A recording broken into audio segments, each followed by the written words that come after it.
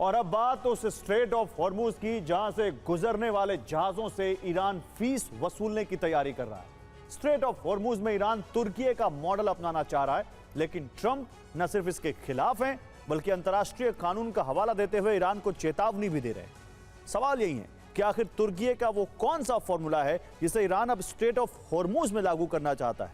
और उससे बड़ा सवाल यह है कि अगर ईरान ने फीस वसूलनी शुरू की तो क्या इसका परिणाम एक और युद्ध होगा।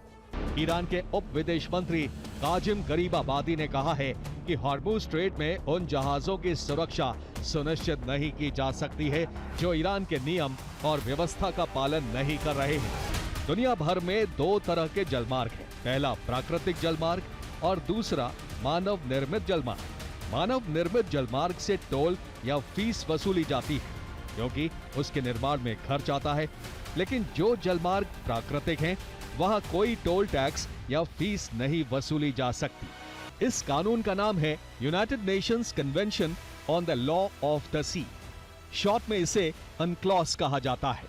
ये कानून 10 दिसंबर 1982 को अपनाया गया था और 16 नवंबर 1994 को लागू हुआ था।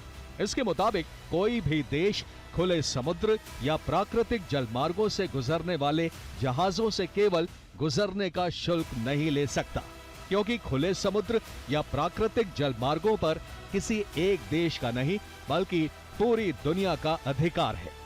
अनक्लॉस नाम का ये कानून पूरी दुनिया पर लागू होता है। इसके तहत कोई भी देश प्राकृतिक जलमार्ग से गुजरने वाले जहाजों से टैक्स नहीं वसूल सकता है। लेकिन एक सच ये भी है कि दुनिया का एक देश प्राकृतिक जलमार्ग से गुजरने वाले शिप से फीस वसूलता है।